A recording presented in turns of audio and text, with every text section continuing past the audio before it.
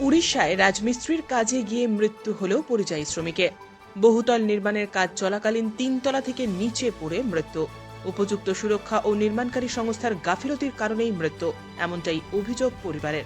মৃতের নাম রবিউল শেখ, বয়স ২৩ বছর, সুতিরদিহি গ্রাম এলাকার বাসিন্দা। গত জানুয়ারি মাসের ২১ তারিখে ছুটি থেকে উড়িষ্যার উদ্দেশ্যে কাজের সন্ধানে যায়। বাড়িতে বৃদ্ধ বাবা মাকে রেখে উড়িষ্যায় রাজমিস্ত্রির কাজে গিয়েছিল সে। সেখানে একটি নির্মাণ কাজের সঙ্গে যুক্ত হয়। জানা যায়, কাজ চলাকালীন ৩ তলা থেকে পড়ে গুরুতর আহত অবস্থায় স্থানীয় সুন্দরগড় হাসপাতালে তাকে ভর্তি করানো হয়। এরপর ভুলনা হাসপাতালে পাঠানো হয় তাকে। ৩ দিন চিকিৎসার পর হাসপাতাল কর্তৃপক্ষ রেফার করে দেয় রবিউলকে।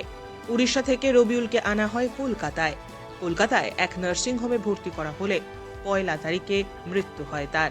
পরিবারের অভিযোগ, মৃত্যুর খবর পেয়ে নার্সিংহোমে পৌঁছলে নার্সিংহোম কর্তৃপক্ষ পুলিশি ঝঞ্ঝাট দেখিয়ে পরিবারের হাতে মৃতদেহ ছাড়তে গড়িমসি করে। অবশেষে সাহায্যের দাবি নিয়ে পরিবারের লোকজন দ্বারস্থ হয় সুতি থানার আধিকারিকের কাছে। ঘটনার পুঙ্খানুপুঙ্খ শুনে সাহায্যের আশ্বাস দেওয়া হয় থানার তরফ থেকে।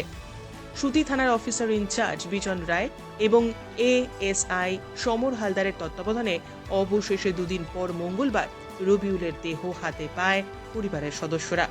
তার দেহ মঙ্গলবার গভীর রাতে বাড়ি ফেরানো হয়।